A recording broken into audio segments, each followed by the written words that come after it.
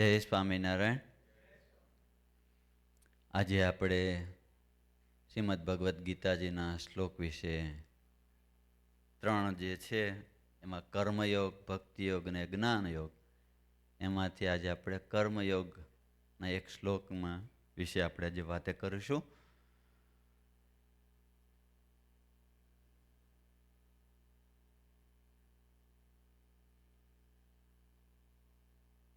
શરૂ નથી? ઓકે.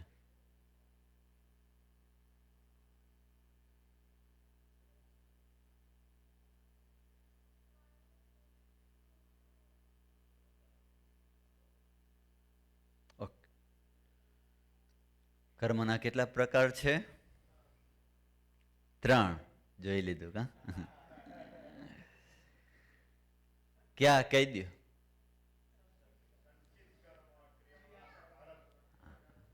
પ્રારબ્ધ લખેલું છે એટલે ને. તો ક્રિયમાણ, સંચિત અને પ્રારબ્ધ. ક્રિયમાણ કોને કહેવાય? જે અત્યારે કરીએ છીએ, રાઈટ. સંચિત, હા, બધા કથા સાંભળે છો, ધ્યાન દઈને સાંભળે છે. પ્રારબ્ધ જે લઈને આવ્યા છે.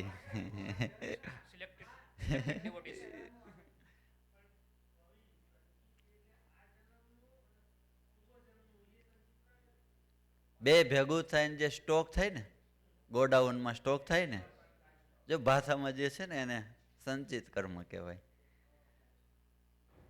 અત્યારે જે કર્મ કરો છો એ બધું કર્મનું ફળ ભેગું થાય, અને પૂર્વનું જે કર્મ છે એ બધું ભેગું થાય, એને કહેવાય સંચિત કર્મ. વર્તમાનમાં રહીને જે ક્રિયા કરો એને કહેવાય ક્રિયમાણ. અત્યારે જે કંઈ આપણે કરીએ છીએ, ચાલવું, બોલવું, ખાવું, પીવું, જોવું, જે કાંઈ અત્યારે ક્રિયા કરીએ છીએ એને કહેવાય ક્રિયમાણ. ભાઈ કેમ? હા, કર્મ કર્યા પછી જે ફળ, એના સંસ્કાર રહે છે, સ્ટોક થાય છે ગોડાઉનની અંદર, તો એ શું કહેવાય? સંચિત કર્મ. અને એ સંચિત કર્મને આધારે જે બીજો જન્મ મળે છે, જ્યારે લેવાનો થાય ત્યારે એમાંથી મળતું દેહ વગેરે જે કાંઈ, એને કહેવાય પ્રારબ્ધ. તો કર્મની અંદર 3 પ્રકાર છે: કર્મ, અકર્મ અને વિકર્મ. શું? કર્મ, અકર્મ અને વિકર્મ. આ તો કર્મ કોને કહેવાય, અકર્મ કોને? ઓલા તો ખબર પડી ગઈ. આને કયો કર્મ કોને કહેવાય?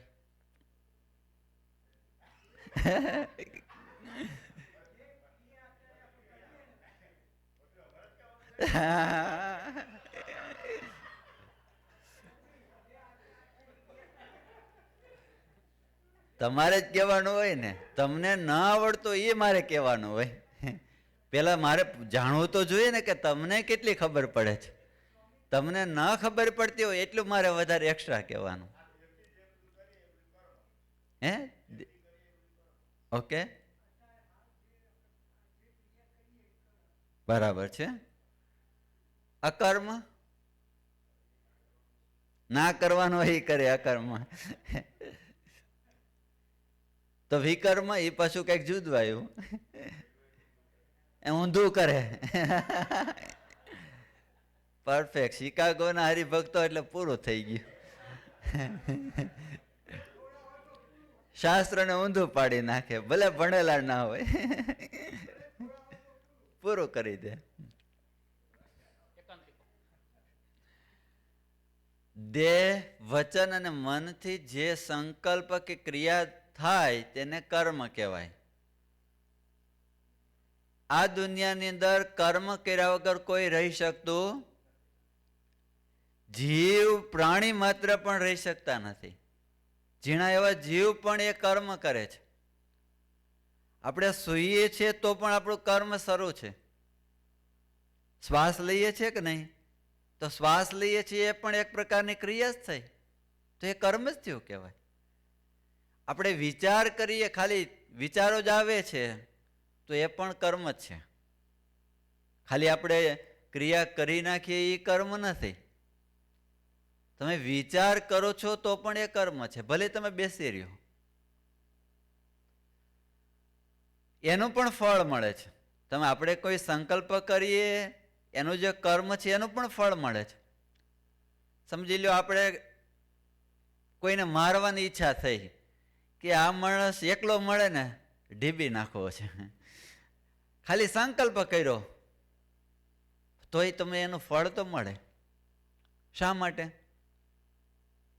તમને એવું ક્યાંક પ્લેટફોર્મમાં મળ્યું તો એને ઢીબી નાખો કે નહીં? તો એ સંકલ્પ કરો છો તો એનો મતલબ કે તમને અત્યારે પ્લેટફોર્મ નથી મળ્યું, એટલે તમે એ કર્મ નથી કરતા. એટલા માટે સંકલ્પ કરો તો એનું પણ તમને ફળ મળે છે. એટલે આપણે કહે છે ને કે સારા સંકલ્પ કરવા. ભલે આપણે કરી ન શકીએ, મહારાજ માટે આપણે સારા સંકલ્પ કરે તો એના પણ આપણને ફળ મળે છે, સારું ફળ મળે છે. અકર્મ કોને કહેવાય? કે શાસ્ત્રમાં કહેલ અને સત્પુરુષે પ્રમાણ કરેલ પોતાનું ફરજને, કર્તવ્ય કર્મને પણ કર્મ કહેવાય. અકર્મ, કર્મ જ ન કરો એને અકર્મ કહેવાય. આળસુ માણસ હોય એ કઈ કામ ન કરે, બેસી રહે, તો કર્મ ન કરવું એનું નામ અકર્મ કહેવાય. પણ અકર્મ છે એ બે પ્રકારના છે. ઘણી વખત બ્રહ્મ સ્થિતિને પામી ગયા હોય તો પણ એ કઈ કર્મ નથી કરતા. સુખદેવજી મહારાજ હતા તો બ્રહ્મ સ્થિતિને પામી ગયા હતા, એ કઈ કર્મ નહોતા કરતા, તો એ પણ એક અકર્મ છે. અને જે આળસુ માણસ છે એ પણ કઈ કામ નથી કરતા, તો એ પણ અકર્મ કહેવાય. એટલા માટે જે બ્રહ્મરૂપ થયા હોય, તે અકર્મમાં રહેતા હોય, તેણે પણ કર્મ કરવું. ગીતાજીના શ્લોકમાં છે, કર્મણ યોપી બોધવ્યમ બોધવ્યમ ચ વિકર્મણ અકર્મણસ્ત બોધવ્યમ ગહના કર્મણો ગતિ. જે બ્રહ્મરૂપને પામી ગયા હોય તો એને પણ ભગવાનને જાણવાના તો બાકી રહ્યા, તો એને પણ કર્મ. આળસુ હોય એને પણ કર્મ કરવું, અને જે બ્રહ્મ સ્થિતિને પામી ગયા હોય તો એને પણ કર્મ કરવું. અને શાસ્ત્રોમાં જે નિષેધ કરેલા કર્મ હોય, જે પોતાને ન કરવાનું કીધું હોય, એ કર્મને વિકર્મ કહ્યું.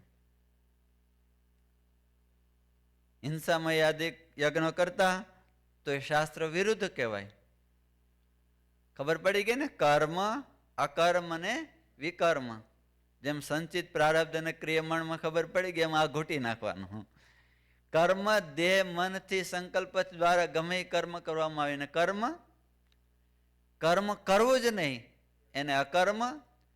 શાસ્ત્રથી વિરુદ્ધ કર્મ કરવું એને વિકર્મ. કર્મની ત્રણ ગતિ છે.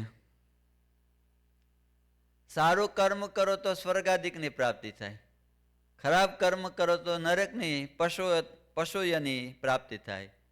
નિષ્કામ કર્મ કરીએ અને કેવળ ભગવાનને રાજી કરવા માટે કરીએ તો ધામની પ્રાપ્તિ થાય છે. આપણે રોજ કર્મ કરીએ છીએ એને નિત્ય કર્મ કહેવાય. નિત્ય કર્મ એટલે બોલવું, ચાલવું, ખાવું, પીવું, જોવું, એમાં બહુ આપણને કાંઈક વિશેષ કાંઈ કરવાનું હોતું નથી, એમાં કાંઈ આપણું કર્તવ્ય કર્મ નથી હોતું, તો એને કહેવાય નિત્ય કર્મ. એક નિયત કર્મ છે કે એક નક્કી કરેલું કર્મ આવે કે ભાઈ યજ્ઞ કરવો છે તો શા માટે કરવો, તપ કરવું છે શા માટે, કંઈક આપણે અનુસંધાન. ભાઈ 48 દિવસ માટે સુગર ન લેવી. હમણાં છે ને નવો નિયમ બહાર પાડ્યો કે 48 દિવસ સુધી કોઈ સુગર નહીં લેવી. તો એ શું કહેવાય? નિયત કર્મ છે. કોઈને જોડાવું હોય તો જોડાજો, મેં તો લીધું. નિત્ય કર્મ, કર્તવ્ય કર્મ, આપણે આ ફરજની અંદર આવતું કર્મ. તમે ગ્રહસ્થાશ્રમમાં રહ્યો છો તો તમારું કર્તવ્ય છે મા બાપ, સાસુ સસરા હોય, વડીલો હોય એની સેવા કરવી, ગુરુ હોય એની સેવા કરવી, તો એ તમારું કર્તવ્ય કર્મ છે. નૈમિત્તિક કર્મ, કંઈક નિમિત્ત કરવા માટે કરવામાં આવતું કર્મ. હાલો, પહેલાના જમાનામાં યજ્ઞો કરતા, તો શા માટે યજ્ઞો કરતા? કાંઈક નિમિત્ત હોય, કાંઈક પુત્ર પ્રાપ્તિ માટે, ધન પ્રાપ્તિ માટે કરવામાં આવતું હોય, તો એ બધાય નૈમિત્તિક કર્મ છે. વિહિત કર્મો, જે શાસ્ત્રમાં નિષેધ કરેલા હોય એવા જે કર્મો, એ વિહિત કર્મો છે. તો એની અંદર જે સારું કર્મ કરો તો એને સ્વર્ગની પ્રાપ્તિ થાય. કર્તવ્ય કર્મ હોય, નિમિત્ત કર્મ હોય કે નૈમિત્તિક કર્મ હોય, એમાં સારું જે કર્મ કરો તો એને સ્વર્ગાદિકની પ્રાપ્તિ થાય. ખરાબ કર્મ કરો તો નરકની, પશુઓની એની પ્રાપ્તિ થાય. અને કેવળ ભગવાનને રાજી કરવા માટે કરીએ તો જ એને ભગવાનના ધામની પ્રાપ્તિ થાય છે. તો આપણે જે કાંઈ કર્મ કરીએ છીએ, શા માટે કરીએ છીએ?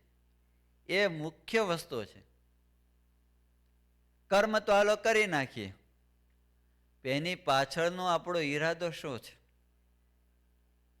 ઈરાદાને આધારે એનું ફળ મળે છે. હવે આપણે 48 દિવસ સુગર ના ખાઈએ તો એનાથી શું થાય ભાઈ? ડાયાબિટીસ ના થાય. શારીરિક સુખ માટે એ આપણે કરવામાં આવેલું હોય, પણ એ જ કર્મની અંદર જો ભગવાન ભળી જાય, ભગવાનનો સંબંધ ભળી જાય, તો એ ભક્તિ બની જાય.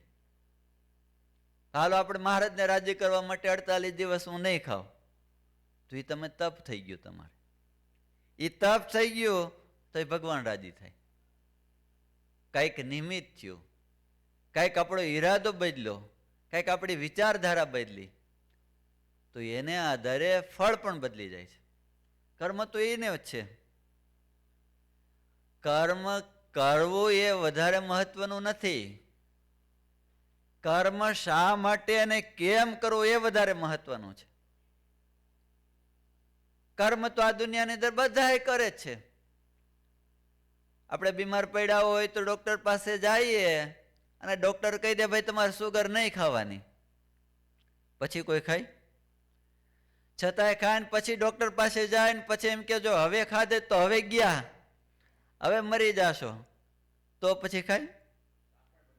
શાકમાં બંધ કરી દે. મરવાનું આવે એટલે બધું બંધ કરી દે. ઇન્જેક્શન લઈ લેશો એમ. પણ એ બીજા કે એના કરતા ભગવાન રાજી થાય એના માટે કરીએ તો આખું નું રિઝલ્ટ છે એ બદલી જાય છે.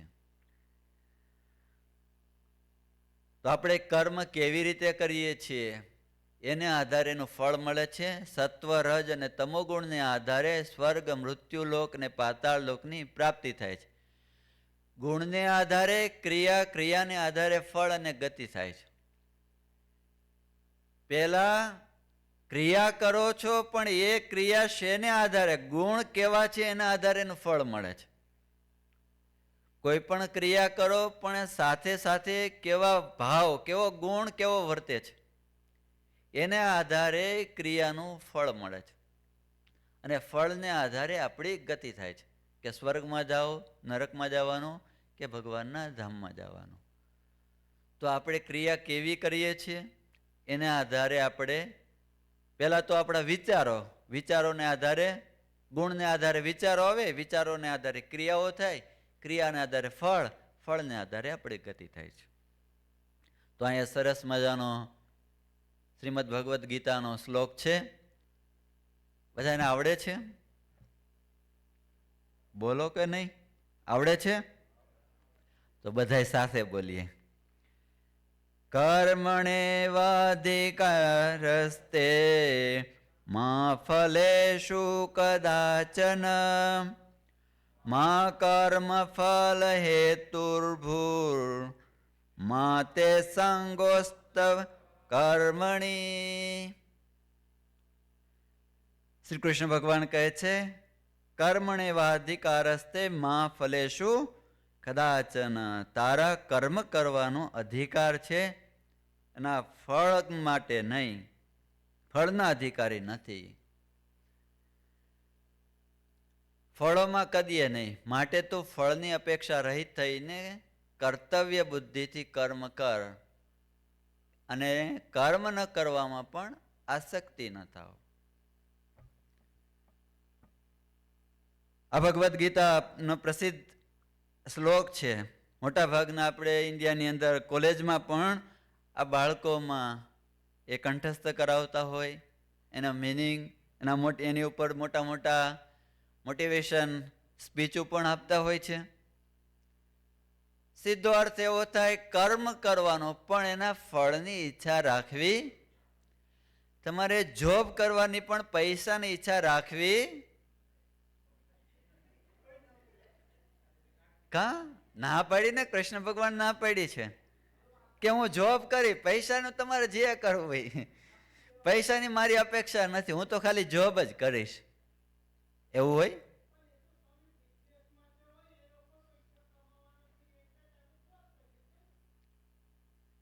સમજાણું નહીં?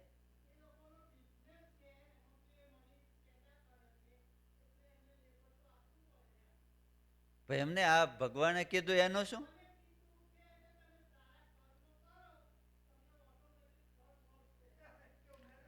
તો ફળની તો ઈચ્છા રાખવાની નહીં, જેવું મળે એવું, જે મળે એ લઈ લેવાનું છે. તો જોબ કરવાની એ કર્મ છે ને, આપણા માટે કર્મ કયું? જોબ કરી આપણા માટે કર્મ છે. પણ એટલે જ ના પડી ને, કર્મ કરવાનું ફળ નહીં મળે. જોબનું ફળ શું? પૈસો. તમે ગમે બિઝનેસ કરો, ગમે કાર્ય કરો, એનું ફળ તમારે શું જોઈએ? ડોક્ટર બનો તો એનું ફળ શું? પૈસો. એન્જિનિયર થાવ એનું ફળ શું? તમે ગમે તે ક્રિયા કરો, તમારે જોઈએ છે શું? ફળ. ફળના રૂપે તમારે પૈસા જોઈએ છે. તો પૈસાની ઈચ્છા નહીં રાખવાની ને. તો તમારે એમ કહી દેવાનું, ભાઈ પગાર તો કે તમારે જે આપો એ, હું તો અહીંયા કામ કરવા આવીશ, મારે પૈસાની અપેક્ષા નથી, ઈચ્છા નથી, તમારે જે આપો એ હું લઈ લઈશ. તો ઓલા $10 જ આપશે. હે? તો આ બધા બેઠા છે, બધા સ્ટોર વાળા તો એમ જ કે ભાઈ અમારે એવા જ જોઈએ છે.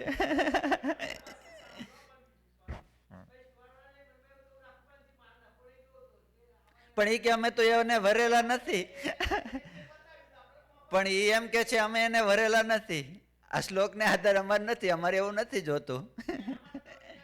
અમારે કર્મયોગી ન થવું, અમારે ભક્તિ યોગી થવું.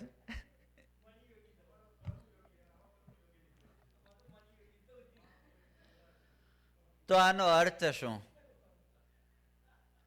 કર્મ કરવાનો પણ ફળની અપેક્ષા ન રાખવી. એનો અર્થ શું? ફળમાં આસક્તિ ન રાખવાની, તો પૈસામાં આસક્તિ નહીં રાખવાની, જેટલા આપે એટલા લઈ દેવાના, રાઈટ? લેવાના, આસક્તિ નહીં રાખવાની. તો કર્મ તો આપણે કરેલું હોય એવું જ હોય ને.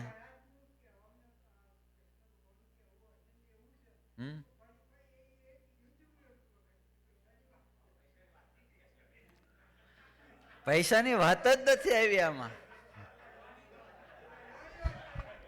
પરફેક્ટ, દાદાએ પકડ્યું કે આમાંથી કાઢો હરિભક્તોને. આ કર્મ કહેવાય જ નહીં, એના માટે અલગ હતું, આપણા માટે અલગ છે.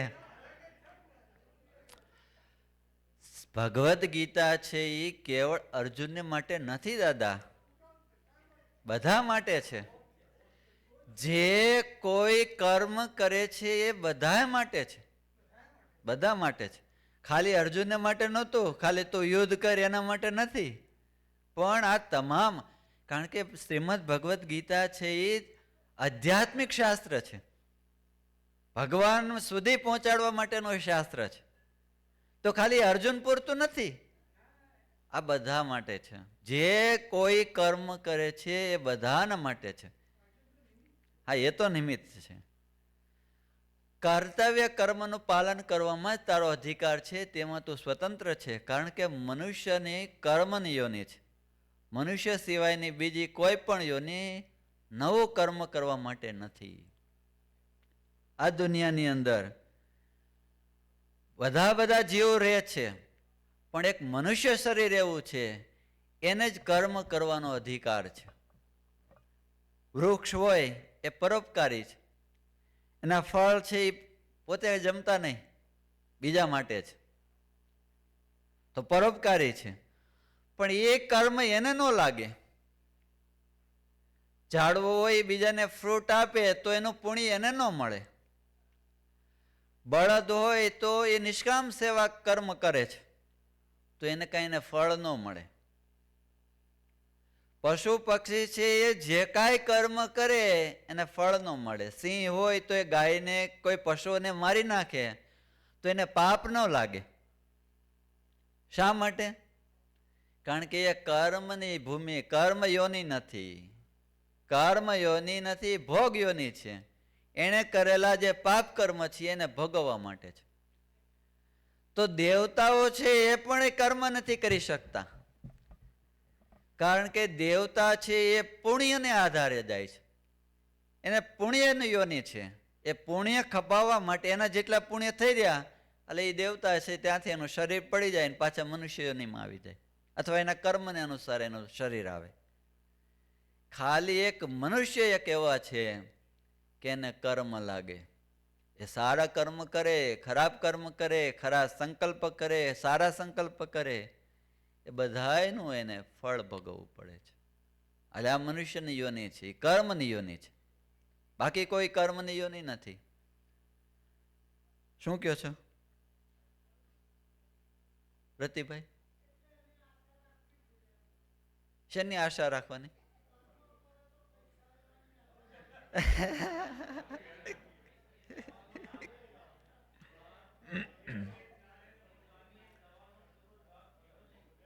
જવાબ આવે છે, તમે રાહ જુઓ. જેમ શ્રી કૃષ્ણ ભગવાને કે રાહ દેખાડી, એમાં થોડી વાર રાહ જુઓ, આગળ આન્સર આવી જશે. લગભગ એ છેલ્લેથી બીજું છે ને એમાં બધાનો જવાબ આવી જાય છે.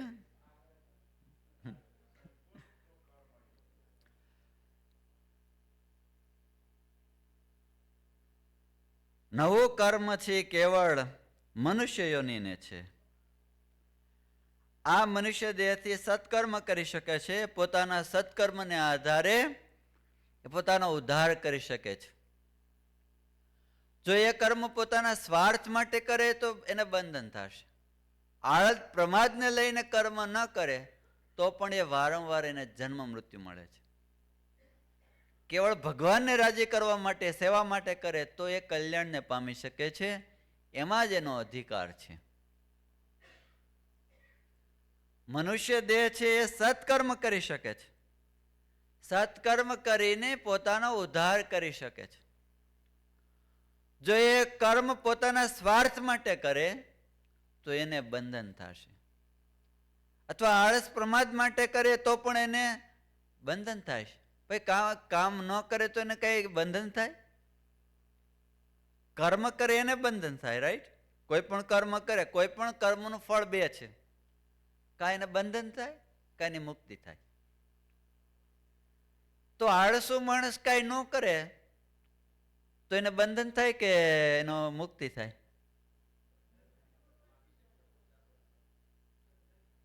શું કહો છો? મુક્તિ તો ન થાય. આળસુ માણસની મુક્તિ ના થાય. તો બંધન થાય. બંધન થાય કે ન થાય? બંધન ન થાય તો ક્યાં જાય? પાછો આવે પૃથ્વી પર. કેમ? પાછું કઈ કામ ન કર્યું તો પણ એને જન્મ મરણ લેવા પડે છે. શા માટે? એ આળસ પ્રમાદને લઈને કઈ કામ નથી કરતો. એ મનુષ્ય શરીર એટલા માટે આપ્યું છે કંઈક એનો ઉદ્ધાર કરવા માટે, પોતાના આત્માના કલ્યાણને માટે, બીજાના પરોપકાર માટે એને આપ્યું છે. છતાંય એ નથી કરતો તો એટલા માટે એ જન્મ મરણને પામે છે. કાંઈ નથી કરતો, સંકલ્પ ખાલી કરે છે એટલે નહીં. પણ ભગવાને જે પર્પસ માટે આપ્યો છે એનો ઉપયોગ નથી કરતો. એને તો આત્મહત્યા કીધો છે. જે પોતાના આત્માનું કલ્યાણ ન કરે, ઉદ્ધાર ન કરે, તો એને આત્મહત્યારો કીધો છે. તો એટલા માટે એને જન્મ મરણ છે. તો અહીંયા શ્રી કૃષ્ણ ભગવાને કહ્યું છે, એમાં 4 ચરણની વાત આવે છે. કર્મ કરવામાં તારો અધિકાર છે. હાલતું નથી ઘનશ્યામભાઈ?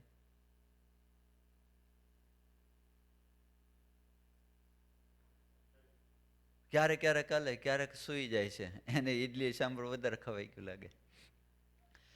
કર્મ કરવામાં તારો અધિકાર નથી. કેવો કર્મ કરીને આપણે કર્મ કરીએ છીએ. કર્મ બધા મનુષ્ય માત્રે કર્મ કરવાનો છે. આ જે શ્લોક છે ને એની અંદર 4 અર્થ બતાવેલા છે કે કર્મ કરવામાં તારો અધિકાર છે, ફળમાં તારો કઈ અધિકાર નથી, કર્મયોગનું કર્મ કરીને પણ અભિમાન ન કરવું, અને કર્મ ન કરવામાં પણ તારી આસક્તિ ન થાવ. એટલે આ 4 પ્રકારના અર્થ એમાં સમાયેલા છે. એટલે કેવા ભાવ કર્મની અંદર, કેવા વિચાર કોના માટે કરીએ છીએ એનો ઈરાદો હોવો જોઈએ.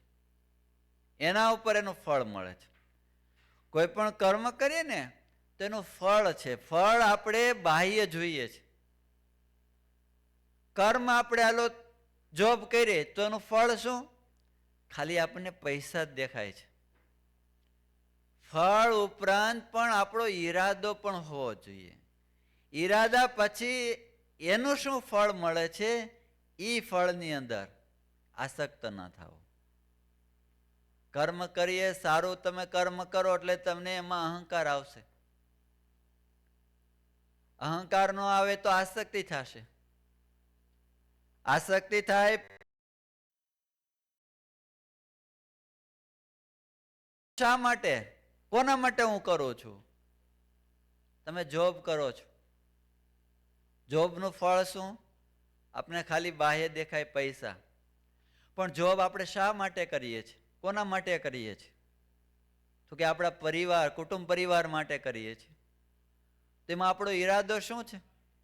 તો આપણા પરિવારનું પોષણ કરવાનો આપણો ઈરાદો છે. પણ એ પૈસા મળ્યા પછી એનું ફળ શું? એનો ઉપયોગ તમે ક્યાં કરવાના છો? એ ફળની અંદર આસક્ત ન થાવ. એમાં આપણો અધિકાર નથી કે ભાઈ એ જે પૈસા મળ્યા છે એને આપણા આત્મા કલ્યાણ માટે યુઝ કરવાનો. તો એ કર્મનું બંધન ન થાય. પણ કા આસક્તિથી અથવા અહંકારને લઈને એ કર્મ આપણા માટે, પરિવારને માટે વાપરીએ તો એનું ફળ, એનું જે રિઝલ્ટ જે આવે છે એ બંધનનું કાર્ય છે. એ બંધન કરતા છે. એ આપણે મોક્ષ કરતા થતું નથી. પણ એ સંપત્તિ, એ જે કાંઈ મિલકત મળી એના આપણા આત્મા કલ્યાણને માટે વાપરીએ, બીજાના માટે વાપરીએ, ભગવાન રાજી થાય એના માટે વાપરીએ, તો એ મોક્ષનું કારણ બની જાય. તમે જોબ કરો છો એને પણ આત્માનું સાધન બનાવી શકો. એને કહેવાય કર્મયોગ. જે શ્રી કૃષ્ણ ભગવાને આ શ્લોકની અંદર કર્મયોગનો મહિમા ભારોભાર બતાવ્યો છે. કર્મ કેવું કરવું? એવું કર્મ કરવું કે એ કર્મથી આપણા આત્માનું કલ્યાણ થઈ શકે. એ કર્મથી ખાલી આત્મકલ્યાણ નહીં, આપણા જન્મો જન્મના જે રાગ દ્વેષ છે એનો પણ નાશ કરનારું બની જાય. એવું કર્મ કરવાનું. અને એ કર્મની અંદર તારો અધિકાર છે. ફળ તો હું આપીશ. ફળ છે કર્મદાતા ભગવાન છે. કોઈ પણ કર્મ કરો એ આપણા હાથમાં, એનું ફળ આપવું એ આપણા હાથમાં નથી. હાર્ડવર્ક કરો તો શું એનું ફળ જાજા પૈસા જ મળી જાય? તો જે લેબર હોય તો કેટલું બધું હાર્ડવર્ક કરતા હોય, અને એને બોસ હોય તો એટલું બધું હાર્ડવર્ક ન કરતા હોય. તો વધારે પૈસા કોને મળે? બોસ ને કે લેબર હોય એને? કેમ? હાર્ડવર્ક કરે એને વધારે પૈસા મળવા જોઈએ ને? એવું નથી. એ આપણા કર્મને આધારે ભગવાન આપણને ફળ આપે છે. આપણે હાર્ડવર્ક કરીએ છીએ એના આધારે ફળ નથી મળતું. આપણા પ્રારબ્ધની અંદર જે કાંઈ ફળ આપવાનું હોય ભગવાન આપણને અપાવે છે. આપણા હાર્ડવર્ક આપણે પ્રયત્ન કરીએ છીએ એટલું નથી એનું ફળ મળતું. એટલા માટે કર્મ કરવામાં આપણો અધિકાર છે. એટલે પ્રારબ્ધને આપણે બદલાવી નહીં શકીએ, પૂર્વના કર્મને આપણે બદલાવી નહીં શકીએ. બદલાવાનું શું રહ્યું? ક્રિયમાણ. ક્રિયમાણ જેટલું બદલે એટલું આપણું ભવિષ્ય છે એ બદલી જાય. અત્યારે આપણે કર્મ બદલાવીએ તો ભગવાન આપને રિઝલ્ટ આપને સારું આપશે. આપને ખબર કેમ પડે ભાઈ આ કર્મનું ફળ આ સારું જ મળશે ખરાબ મળશે? શાસ્ત્રો ઉપર વિશ્વાસ રાખવાનો કે શાસ્ત્રમાં જે લખ્યું છે એ પ્રમાણે હું કર્મ કરીશ તો મને જરૂર એનું ફળ સારું મળશે. શાસ્ત્રમાં કહ્યું છે એ પ્રમાણે હું નહીં કરું તો એનું ફળ મને સારું નહીં મળે. તો શાસ્ત્રની અંદર વિશ્વાસ રાખીને કર્મ કરવાનો આપણો અધિકાર છે. ફળ તો ભગવાન આપી દેશે. અને આ કર્મયોગ કરીએ એમાં પણ આપણે અહંકાર ન કર. સારું કામ કર્યા પછી પણ એનો અહંકાર ન આવવો જોઈએ. એમાં આપણી આસક્તિ ન થાય એના માટે આ 4 અર્થ એ ભાવમાં ભગવાને કહ્યા છે. તો કર્મનું ફળ શું? તો પ્રમાદ, આળસ એ તામસ આસક્તિ ઊભી કરે છે. કર્મ અને કર્મ ફળની અંદર જો આપને રુચિ થાય તો એ રાજસ આસક્તિ ઊભી કરે. પ્રમાદ, આળસ, કર્મ અને કર્મ ફળને છોડવાની અંદર જે સુખ મળે છે એમાં જો આપણને રુચિ થાય તો એનું ફળ સાત્વિક આસક્તિ છે. થોડુંક ડીપમાં છે પણ સમજવા જેવું છે. આળસ અને પ્રમાદ જો રાખીએ તો એને તામસ આસક્તિ કહેવાય. શરીરની અંદર એને તામસ આસક્તિ કહેવાય. એ કાંઈ કરી શકતો નથી. પણ કર્મ અને કર્મ ફળની અંદર જો આપણને રુચિ જાગે, આપણને જે કાંઈ ફળ મળે છે એમાં આપણને રુચિ જાગે તો એ રાજસ આસક્તિ કહેવાય. પણ હાલો આપણે કર્મનું ફળ આપણે છોડી દીધું કે ભાઈ મારે કંઈ ફળ નથી જોતું, તો એ ત્યાગ કરવામાં આપણને જે સુખ મળ્યું ને એનો જો આપણને અહંકાર આવ્યો તો એ સાત્વિક આસક્તિ કહેવાય. તો એ પણ બંધન કરતા થાય છે. છોડવાનું પણ છોડે, કોઈ પણ કાર્ય કરો એટલે એનું ફળ મળવાનું છે. તપ કરો તો એનું તમને ફળ મળવાનું.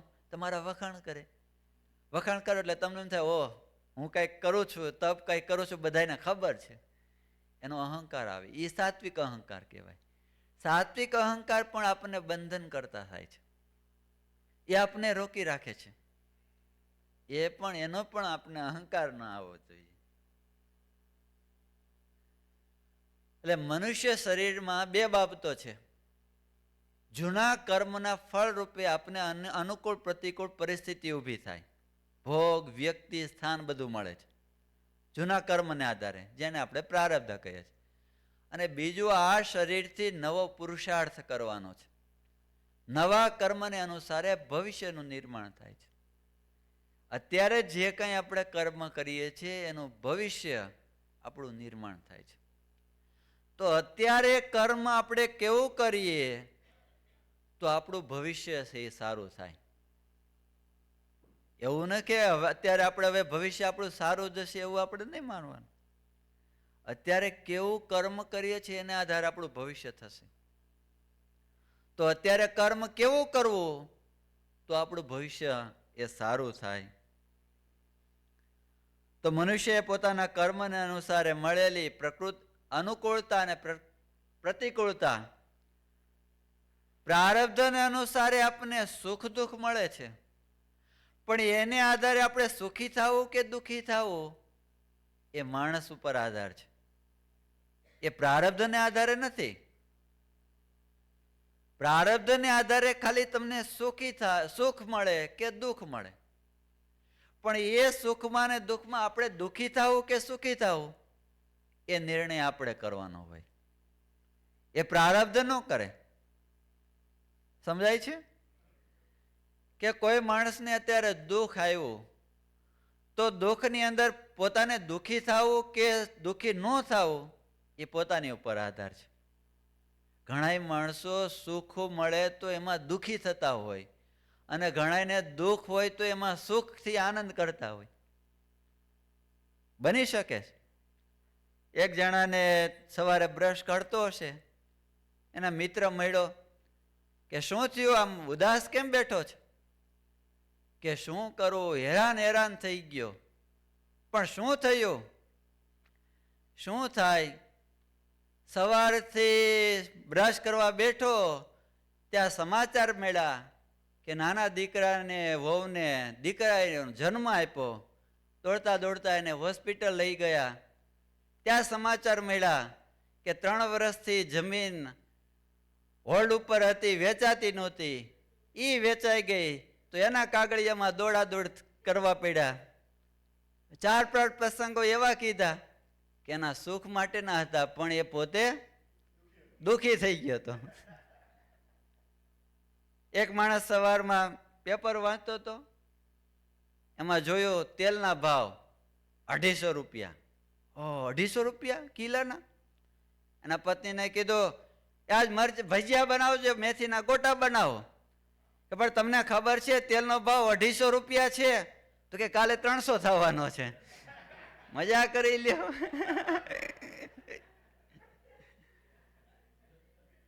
જલસા કરવા હોય એને શું? તો માણસ દુઃખની અંદર પણ સુખી રહી શકે છે અને ઘણા માણસ સુખની અંદર પણ દુઃખી રહી શકે છે. એ માણસ ઉપર આધાર છે. બીજા બધા યોનિઓ છે મનુષ્ય સિવાયની, એમાં પુરુષાર્થનું પ્રાધાન્યતા નથી.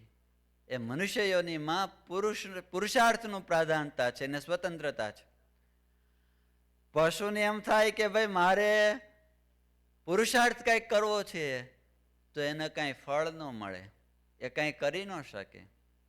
એની સ્વતંત્રતા નથી. પશુ યોનિથી પરતંત્રતા છે, એટલે એને કાંઈ ફળ ન મળે. એટલે મનુષ્ય શરીરથી બે જ કાંઈક કાર્ય કરી શકો, નવો પુરુષાર્થ કરી શકો અથવા તો આપણું જે પ્રારબ્ધમાં હોય ને ભોગવવાનું. આ બે જ આપણે કાર્ય કરી શકીએ. પૂર્વના પ્રારબ્ધને આધારે આપણે કઈ અનુકૂળતા પ્રતિકૂળતા હોય એના આધારે સુખી દુઃખી થવાનું, અથવા તો નવો પુરુષાર્થ કરીને આપણે સુખી થવાનું કે દુઃખી થવાનું. એ આપણી ઉપર આધાર છે. તો મનુષ્ય પોતાનું ભવિષ્ય ઘડતરમાં સ્વતંત્રતા છે અને ફળ પ્રાપ્તિમાં પરતંત્રતા છે.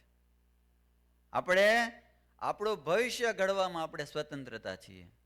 એટલે ભગવાને કીધું કર્મ કરવામાં તારી સ્વતંત્રતા. તું જેવું કર્મ કરીશ હું ફળ આપીશ. કર્મ તારે જેવું કરવું હોય એવું હું તને સ્વતંત્રતા આપું છું.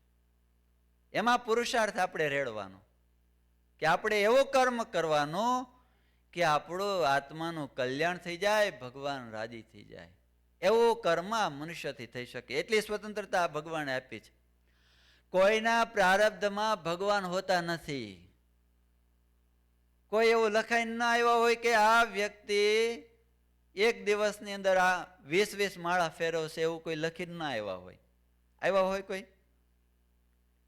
એ પુરુષાર્થ કરીને ભક્તિ સંબંધી કાર્ય પોતે કરી શકે છે. તો પાપનું લખીને આવ્યા હોય, જેમ પુણ્યનું ન લખીને આવ્યા હોય એમ કોઈ પાપનું લખીને ન આવ્યા હોય કે આ વ્યક્તિ આખી જિંદગીમાં એટલું પાપ કરશે, એવું કોઈ લખીને ન આવ્યા હોય. તો પાપ કરવું કે પુણ્યનું કર્મ કરવું એ માણસે નક્કી કરવાનું હોય છે. એનો પુરુષાર્થ માણસે નક્કી કરવાનો હોય કે મારે શું કેવું કર્મ કરવું છે. અને એવું કર્મ કરીએ જેને લઈને મનુષ્ય આત્માનું કલ્યાણ કરી શકે. તો કર્મ કરવામાં આસક્ત અહંકાર આવે છે, કર્મ ન કરવામાં પણ આળસ પ્રમાદ આવે છે. આ બંને એક પ્રકારના ભોગ છે જે સંસારને બંધન કરી શકે છે. તો કર્મ કરવામાં આપણે આસક્ત ન થવાનું. ઘણી વખત કાંઈ ન કરીએ તો પણ એમાં આપણે આળસ પ્રમાદ નહીં કરવાનું. તો જ આપણે એના બંધન થકી મુક્તને પામી શકીએ. તો અહીંયા શ્રી કૃષ્ણ ભગવાને કહ્યું કે એવું કર્મ કરીએ જેને લઈને આપણે આત્માનું કલ્યાણ કરી શકીએ. એને કહેવાય કર્મયોગ. શું કહેવાય? કર્મયોગ કોને કહેવાય? કર્મ દ્વારા ભગવાનમાં જોડાવાનું, ક્રિયા કરતા કરતા ભગવાનમાં જોડાવું, એને કહેવાય કર્મયોગ. અને એ આત્મા કલ્યાણનું સાધન બની શકે છે. જેમ લોખંડની વસ્તુ હોય તો એને પાણીમાં નાખીએ તો શું થાય? પાણીમાં નાખીએ શું થાય? લાંબા સમય સુધી રાખીએ તો કાટ લાગી જાય. પણ એનું એ લોખંડ તમે કેરોસીનમાં નાખો તો કાટ લાગ્યો હોય તો ઉખડી જાય. એમ આપણને કર્મને લઈને તો બંધન થયું છે, કર્મને લઈને જન્મ મરણના રોગ ઉભા થયા છે. પણ એવું કર્મ કરીએ કે આ બધા જન્મ મરણના રોગ છે એ નાબૂદ થઈ જાય, આપણો આત્મા છે એ શુદ્ધ બની જાય, તો એને કહેવાય કર્મયોગ. કર્મ કેટલા પ્રકારના છે? હાલો તમે કરો એટલે તમને નીંદર ના આવે. કર્મ કેટલા પ્રકારના છે? 3 પ્રકારના. હાલો ક્યાં ક્યાં?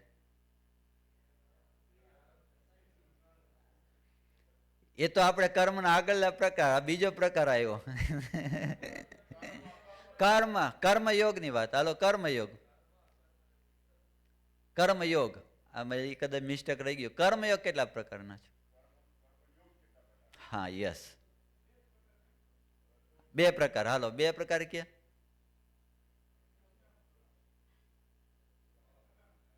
પરફેક્ટ. 2 પ્રકારના કર્મયોગ છે, સકામ કર્મ અને નિષ્કામ કર્મ. તો એમાં ભેદ શું?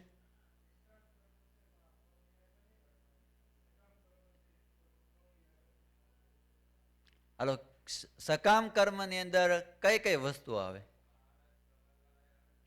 હાલો આપણે બધાને કહી દેવાનું હોય. સકામ કર્મ ની અંદર કઈ કઈ વસ્તુ આવે? એક આળસ પ્રમાદી હોય, એ બીજા ફળની આશા રાખી, એ બીજું બધું આવી ગયું. ફળની આશા ન રાખી એ પણ. તો નિષ્કામ કર્મમાં શું આવે?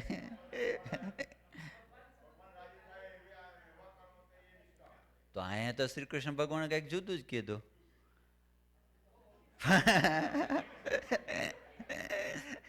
તમારે યાદ રાખવાનું શું કીધું? આગલો શ્લોક આપણે યાદ રાખવાનો. કર્મણે વાધિકાર હસ્તે મા ફલેશુ કદાચન. કર્મ કર પણ ફળની આશા ઈચ્છા ન રાખવી, એવું કીધું કે નહીં? તો એ તો વાત છે, બે ને ક્રોસ થયું ને. તો ભગવાને કીધું, શ્રી કૃષ્ણ ભગવાને કીધું કર્મ કરો, ફળની ઈચ્છા ન રાખો. મહારાજ કીધું ફળની ઈચ્છા રાખવી તો આટલી રાખવી. તો આટલી રાખવાની કીધું તો એ સકામ થઈ ગયું. તો ભગવાને કીધું એ તો ભગવાન શબ્દ ને રાખે તો લૌકિક નો થઈ જાય. તો 2 કર્મયોગ કહેવાય, 2 નિષ્કામ કર્મયોગ કહેવાય કે ન કહેવાય? હાલો શ્રી કૃષ્ણ ભગવાને કીધું કર્મ કરો, જગતની ઈચ્છા ન રાખો, બરાબર? તો એ કર્મયોગ થયો. નિષ્કામ કર્મયોગ કે ખાલી કર્મયોગ? ખાલી કર્મયોગ થયો કે નિષ્કામ કર્મયોગ? તો મહારાજે કીધું ઈચ્છા રાખવી, તો એક નિષ્કામ કર્મયોગ થયો કે નહીં? તો આગળ વાત છે ભાઈ, કર્મ ઈચ્છા ન રાખવી. તો ઈચ્છા તો થઈ ને, ઈચ્છા તો થઈ ને.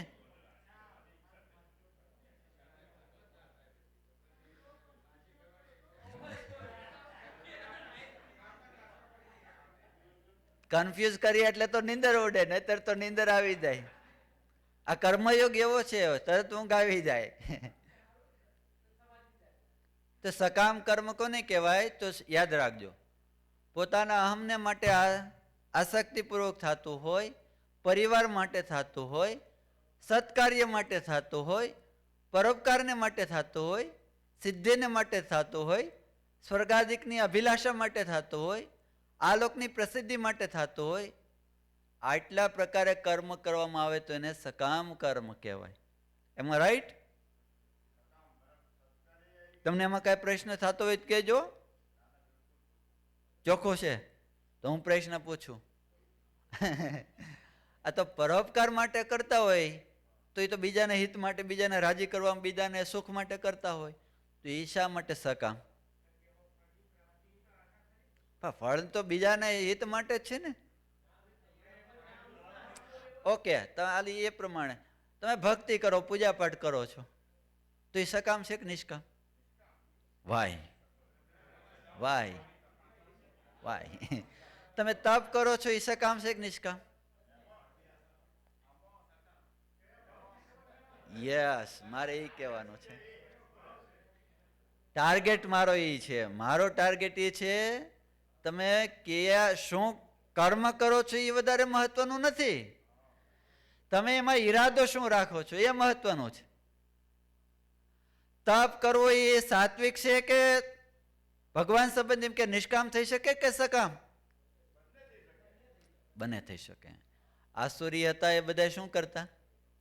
ભગવાનને રાજી કરવા કરતા કે ભગવાન રાજી કરવા માટે કરતા કે નહીં? એ ખાલી મને કયો. ભગવાન રાજી કરવા માટે નહોતા કરતા. તમે અસુરની વાત કરો, ગમે તે અસુરનું તમે ચરિત્ર વાંચજો. શિવ ભગવાન ઉપર રાજી કરીને એને વર માંગ્યો, તપ કર્યો. શા માટે? શિવ ભગવાનને રાજી કર્યા.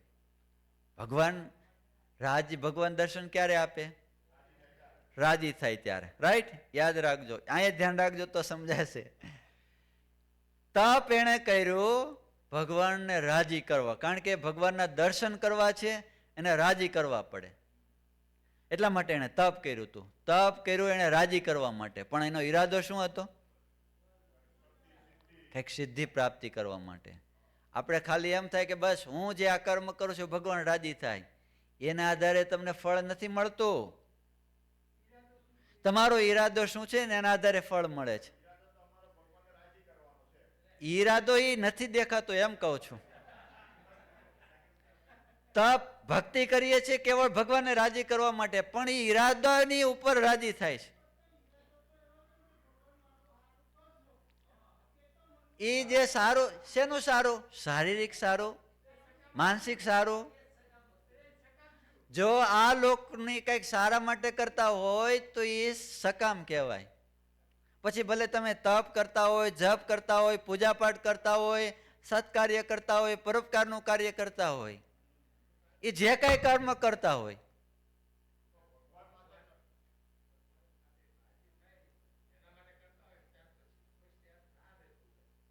તો એ મહારાજ કીધું તમો ગુણી છે. એ તમો ગુણી છે. કહું છું ને, ભગવાનને તપ કરવા માટે ઈરાદા પણ જોઈએ.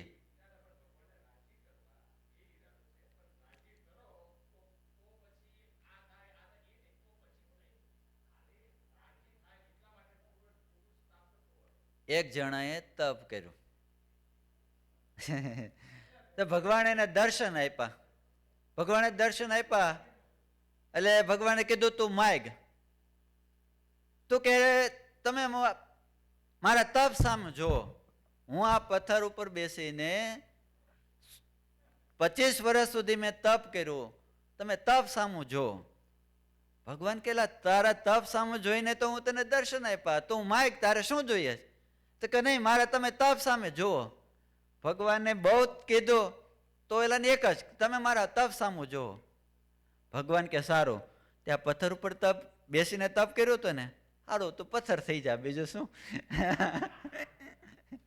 મેં તારા પથ્થર ઉપર બેસીને તે તપ કર્યું હતું ને, હું તને એવું ફળ આપું. ભગવાનને રાજી કરવા માટે કરીએ, પણ સાથે સાથે આપણો ઈરાદો, ખાલી ઈરાદો નહીં, હજી એનું આગળ આવશે, 3 સ્ટેપ આવે છે. ઈરાદો પણ ઈરાદો શુદ્ધિ હોવી જોઈએ. શા માટે, કોના માટે તમે કરો છો? પ્રાયોરિટી કોની? પ્રાયોરિટી એટલે તમે જે પ્રાયોરિટી કરો છો એનું પણ ફળ મળે છે. એ ફળનું ફળ શું? એ ફળનો તમે ઉપયોગ શું કરો છો એને આધારે તમારી નિષ્કામ છે કે સકામ છે. તમે આપણે જે કાંઈ સાધના કરીએ છીએ એનું ફળ છે ભગવાન રાજી થાય. ભગવાન રાજી થયા પછી તમારો ઈરાદો શું છે? તો કે ભાઈ ઈરાદો છે ભગવાન રાજી થાય, અથવા તો કોઈ લૌકિક હોય, અથવા તો ભગવાન રાજી થાય એવો હોય. તો જો લૌકિક હોય તો એમાં અહંકાર આવે અથવા તો આસક્તિ થાય. ભગવાનને રાજી કરવાનો હોય તો એમાં પણ છે, એમાંય આપણું અહંકારનું પોષણ થાય છે, એમાં પણ આસક્તિ થાય છે. તો એની પાછળનો ઈરાદો શું છે? તો કે એની પાછળનો કા પરિવાર રાજી થાય, શરીર આપણું સારું રહે એના માટેનું હોઈ શકે, અથવા તો આ લોકમાં આપણી કંઈક સારી કીર્તિ થાય એના માટે પણ હોઈ શકે, અથવા તો ફળનું ફળ છે ભગવાન રાજી પણ થાય. સેવા કરીને ભગવાન રાજી થાય તો એનું ફળ શું? સેવા. કે મહારાજ હું આ સેવા કરું છું એનાથી તમે રાજી થાવ. તો રાજી થઈ ગયા પછી એનું ફળ મહારાજ તમારી સેવા મને મળે. એનો ઈરાદા ઉપરનો ફળનું પણ ફળ શું એ છે. ફળનું પણ એક ફળ હોય છે અને એને આધારે તમારું કર્મ છે નિષ્કામ અથવા સકામ થઈ શકે છે. સમજાઈ ગયું? બધી કોઈ પણ કર્મ કરતા હોય, ખાલી ભક્તિનું તો ખાલી એક્ઝામ્પલ છે. કોઈ પણ કર્મ કરો, એ કર્મના ફળનું ફળ તમે શું પ્રાપ્ત કરવા માટે કરો છો એને આધારે સકામ છે અથવા નિષ્કામ છે. આગળ આવશે. નિષ્કામ કર્મની અંદર કેવળ પોતાના આત્માના કલ્યાણને માટે, ભગવત પ્રસન્નતા માટે કરતા હોય, ભગવાનના સંતો રાજી થાય એના માટે કરતા હોય તો એવું કર્મ છે એ નિષ્કામ કર્મ કહેવાય. તો આ એક પ્રશ્ન થાય છે કે મહારાજે જે નિષ્કામ કર્મ કરવાનું કીધું છે અને શ્રી કૃષ્ણ ભગવાને જે ગીતાની અંદર જે નિષ્કામ કર્મ છે એ બેની અંદર ક્રોસ થયો. એકે કીધું કે ભગવાન રાજી થાય એના માટે કરવું, અને શ્રી કૃષ્ણ ભગવાને કીધું એવો પણ સંકલ્પ નહીં કરવાનો. તો બેને ક્રોસ થયું. કેટલું કયું વચનામૃત છે? ભગવાનને જે કાંઈ ભક્તિ કરીએ કેવળ ભગવાનને રાજી કરવા માટે જ કરવું, પણ ખાલી અમથું ન કરવું. અંત્યનું 26મું યાદ રાખજો. અંત્યના 26મા વચનામૃતમાં મહારાજે એ કહ્યું છે. તો બેને ક્રોસ જવાબ એ આવે. શ્રી કૃષ્ણ ભગવાને કહ્યું જે કર્મ કરવાનું, ફળની ઈચ્છા ન રાખવી, એ જગત તરફની કોઈ ફળની ઈચ્છા ન રાખવી, અને મહારાજે જે કહ્યું છે ભગવાન રાજી થાય એના માટે કર્મ કરવું, એ નિષ્કામ કર્મયોગ છે. ઓલી શરૂઆતની પ્રસંગ છે. ભાઈ કર્મ કરવું તો કેવું કરવું? તો કે જગતની ઈચ્છા ન રાખવી.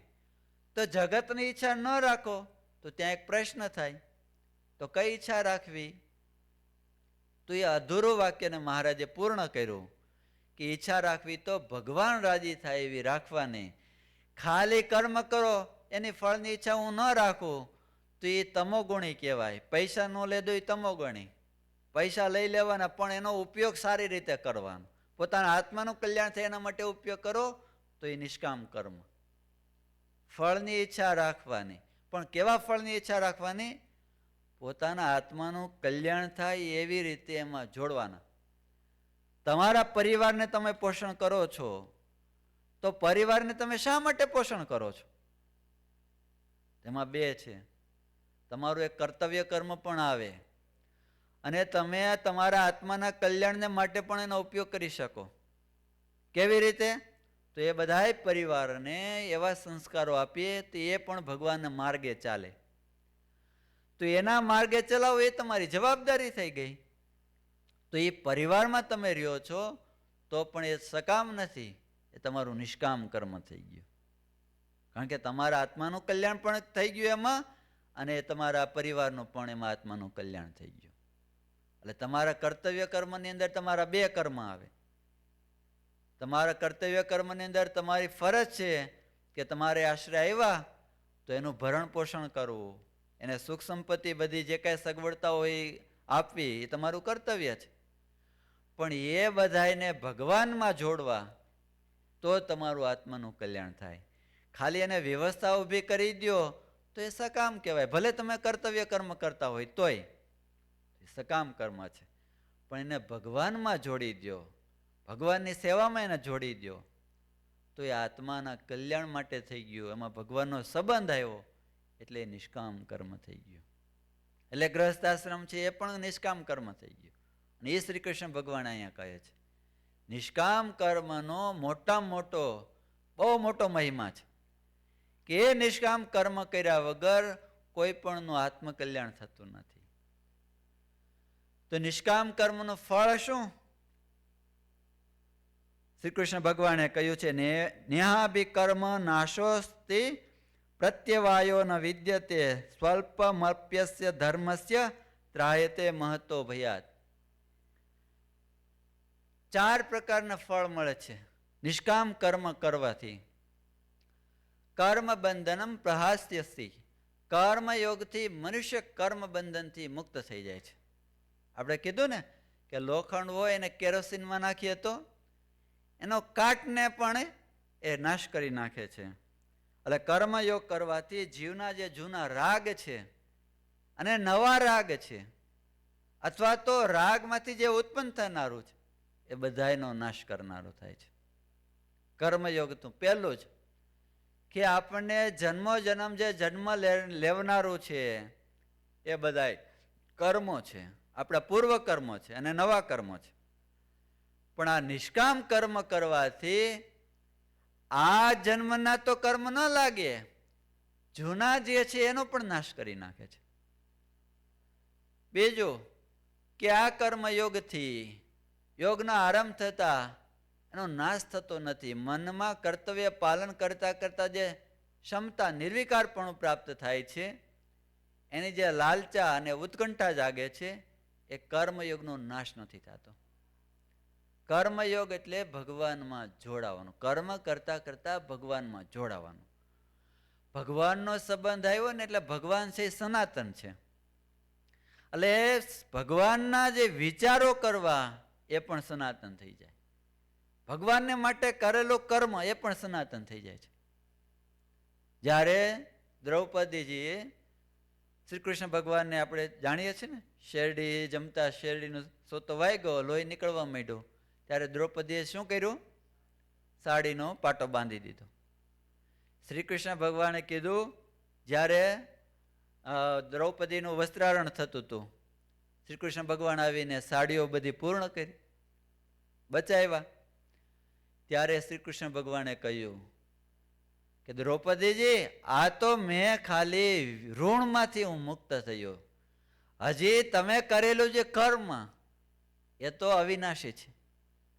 ભગવાનને માટે નાનું એવું કર્મ કરો, એ કર્મ એનો અવિનાશી થઈ જાય છે, એનું ફળ અનલિમિટેડ થઈ જાય છે. એનું ફળ તમે જન્મો જન્મ સુધી વાપરી નાખો તો એ પૂર્ણ નથી થતું. એવું ફળ ભગવાનને અર્થે કરવામાં આવે, નિષ્કામ કર્મ કરવામાં આવે એનું આ ફળ મળે છે. કર્મયોગ કરવાથી એ નિર્લેપપણું જાગે છે. ભાયાવદરના કેશવ ભક્ત હતા, આપણે બધા પ્રસંગો જાણીએ છીએ કે લગ્ન થયા પછી એના પત્નીને સાથે રહી અને એમના અસાધારણ પાર પડવું કેટલું બધું નિર્વિકારપણું કહેવાય. નહીતર તો સ્ત્રીઓ માટે કેટલા પુરુષો તો કેટલા બધા પ્રકારની ક્રિયાઓ કરતા હોય, મારી નાખતા હોય એકબીજાને.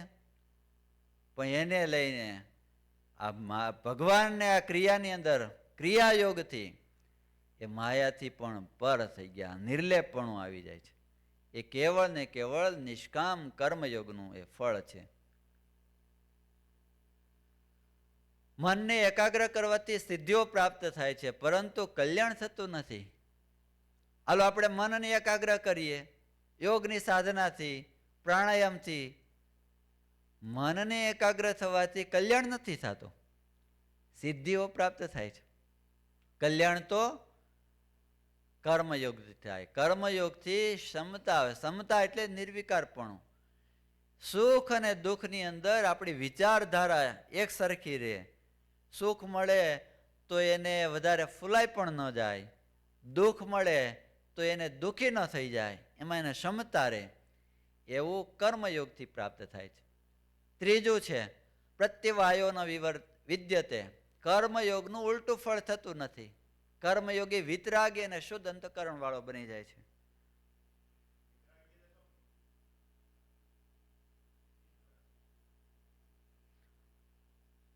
વિતરાગી, ત્યાગી, વૈરાગી, વિતરાગી. રાગ દ્વેષ એનાથી પણ પર થઈ જાય છે. એ ત્યાગ કરી દે છે તો પણ એનો અહંકાર નથી આવતો. મળે, વિષયો મળે તો પણ એને કાંઈ હરખ ન થાય, અને વિષયો ન મળે તો પણ એને દુઃખ ન થાય, અને વિતરાગી કહેવાય.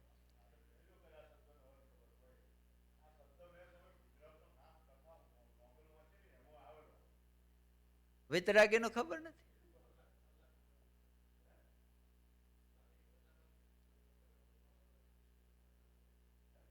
વિતરાગી ઉપર ક્યાંક આપણે રાગ હોય એ પણ બંધન કરતા છે, તો વિષયને છોડી દો અને ત્યાગ કરી દો, તો ત્યાગ કરી દો તો એનું પણ આપને બંધન થાય છે.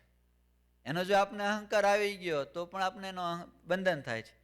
પણ વિતરાગી છે એ છોડી દે છે તો પણ એને કંઈ થતું નથી, એને મળે તો પણ એને સમ રહે છે, એને કહેવાય વિતરાગી. પર થઈ જાય છે એને વિતરાગી. અને વિવેક બુદ્ધિ જાગે છે, એનું અંતઃકરણ છે એ શુદ્ધ બની જાય છે. અને ચોથું છે સ્વલ્પમ અપ્યસ્ત ધર્મસ્ય ત્રાયતે મહતોભાત. કર્મયોગનું થોડુંક પણ અનુષ્ઠાન કરે તો મોટા ભયથી રક્ષણ વાળું થઈએ. શ્રી કૃષ્ણ ભગવાન હતા તો એને ગોવર્ધન પર્વતનો પૂજા કરી. કનૈયાએ કીધું કે આ ગોવર્ધન પર્વતની પૂજા કરો. આપણે દર વખતે ઇન્દ્રદેવને યજ્ઞ કરીને આહુતિ આપો છો ને, આ વખતે ગોવર્ધન પર્વતને કરો. તો ગોવર્ધન પર્વતને એ આહુતિ આપી, એનો અભિષેક કર્યો, પૂજન કર્યું. તો શું થયું? ઇન્દ્રદેવે તકલીફ કરી, પણ શ્રી કૃષ્ણ ભગવાનના બધા આશ્રિતો હતા ગોકુળવાસીઓ, તો ભગવાને એ બધાય ત્રાસથી અને દુઃખથી ભગવાને રક્ષા કરી. ગોલીડા ગામના રાજા રાજગર હતા. 4 ભાઈઓ હતા ને જેને યમરાજ અને યમદૂતોને ભગાડ્યા ગોલીડા ગામના, એમાં જે મોટા ભાઈ હતા રાજા રાણા રાજગર, તો એ ધામમાં જવા તૈયાર થયા. ધામમાં જવા તૈયાર થયા, બધાએ કુટુંબને બધાને બોલાવ્યા. કીધું જેને ધામમાં આવવું હોય તો બોલજો, એકાદશી હું ભગવાનના ધામમાં જવાનો છું. જેને ધામમાં આવવું હોય તો હું મારી સાથે ને લઈ જઈશ. કોઈ તૈયાર થાય? મરવાનું કોણને ગમે. એમાં એનો ભત્રીજો ઉભો થયો. એને કીધું કાકા મારે આવવું છે ધામમાં, એ આ સંસારમાં ક્યાંય સુખ નથી, મારે ભગવાનના ધામમાં જ આવવું છે, મને લઈ જાઓ. સારું, એકાદશીના દિવસે તૈયાર રહેજો. આ બધી વાતચીત ચાલતી હતી ત્યાંના મા ઉભા થયા. એલા દીકરા, જ્યારે ઓલા 3 સાધુ 2 સાધુ થવા ગયા ત્યારે તે મને વચન આપ્યું હતું કે એને સાધુ થવા દો, તમારી સેવા હું કરીશ. આ તો મારી પેલા વહી જાશો તો મારો કોણ સેવા કરશે? હારું, તમે મારા 13મા દિવસે તૈયાર રહેજો, હું ધામમાં તેડી જઈશ. આવો પાવરફુલ ક્યાંથી આવે? પોતે ધામમાં જઈ શકે એવું નહીં, બીજાને પણ લઈ જાય એવી શક્તિ, એવો પાવર ક્યાંથી આવે? કર્મયોગથી. નિષ્કામ કર્મયોગથી એની અંદર એવો પાવર આવે છે. મોટા ભયથી એ રક્ષા કરે છે. અને ટાઈમે એના ભત્રીજાને પણ લઈ ગયા અને એના માને પણ ભગવાનના ધામમાં લઈ ગયા. એટલે આ પોતાના આત્માનું કલ્યાણ થાય છે અને ભગવાનના ધામની પ્રાપ્તિ થાય છે. આ નિષ્કામ કર્મયોગનું ફળ છે. પોતાનું અંતઃકરણ શુદ્ધ થાય છે, પોતે વિતરાગી બની જાય છે અને ભગવાનના ધામમાં જઈ શકે એવી સામર્થ્ય પ્રાપ્ત થાય છે. એટલું નહીં, એને આધારે બીજાને પણ એ કહી શકે છે. એવી પ્રાપ્તિ નિષ્કામ કર્મયોગથી થાય છે. તો કર્મની અંદર એવું કેવું કર્મ કરીએ તો એ કર્મયોગ બની જાય. યોગ કર્મ શું કૌશલ. કર્મ કર્મ ફળમાં સ્થળમાં સ્થાન ઘટના પરિસ્થિતિ અંતઃકરણ બહિકરણ પ્રાકૃત વસ્તુમાં આસક્તિ ન થવી જોઈએ તો જ એ કર્મ કરી શકે. તો કર્મયોગની અંદર એવી કઈ વસ્તુ છે જે કર્મયોગ બની જાય? કર્મમાં માસ્ટરી. તો કર્મ કરવાની માસ્ટરીથી કર્મયોગ બની જાય? શેનાથી થાય કયો? પ્રશ્ન છે. કર્મયોગ કેવી રીતે બની શકે? કર્મની અંદર એવી કુશળતા હોય તો થઈ શકે, ઈરાદો હોય તો. કર્મયોગની અંદર યોગ છે, કુશળતા છે. યોગ છે, જોડાણ છે ને, એ કુશળતા હોવી જોઈએ. કર્મ તો બધાય કરે છે, કર્મ જ છે.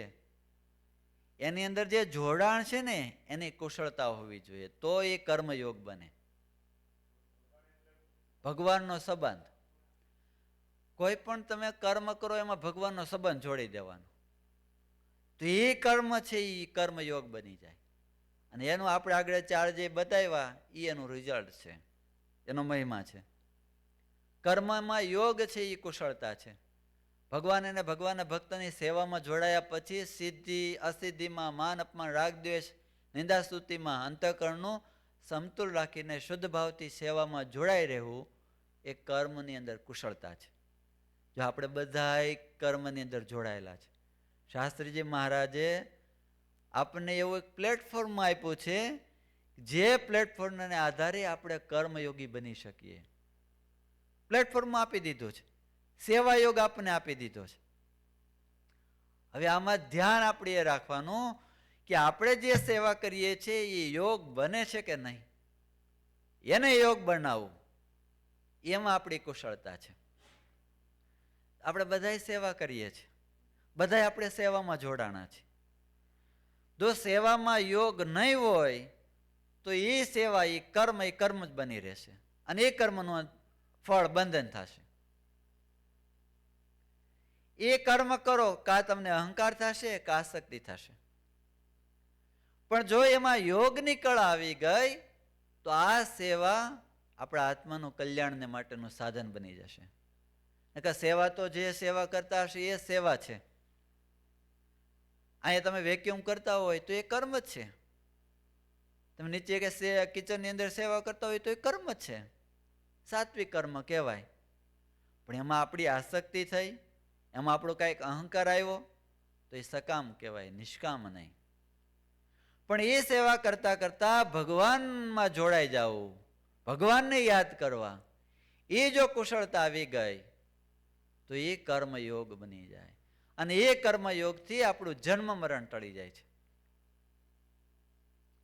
એટલે નિષ્કામ સેવાથી ઉત્તમ ભાવના અને વિશુદ્ધ ત્યાગની ઝલક એ જ મહત્વના છે અને એક ઉદાહરક બની શકે છે. આ કર્મયોગની અંદર એ કુશળતા છે.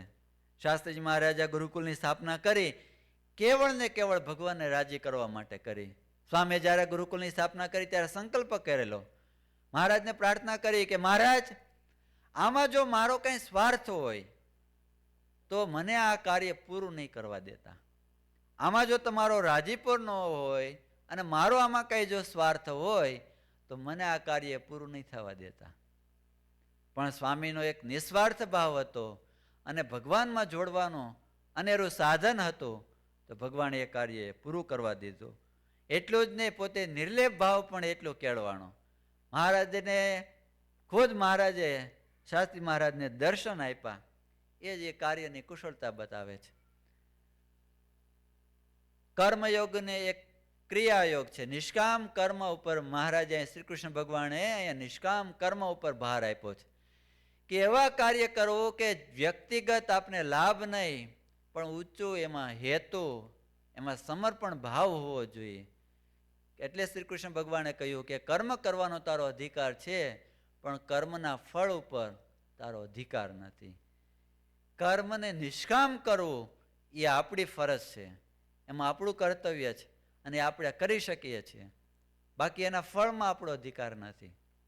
એટલે કર્મયોગ આપણને કાર્ય ઉપર કેન્દ્રિત કરવાનું કહે છે. જો આપણે ફળની ઈચ્છા રાખશું તો આપણું કેન્દ્ર છે એ ભટકી જશે, નિષ્કામ કર્મ નહીં બને.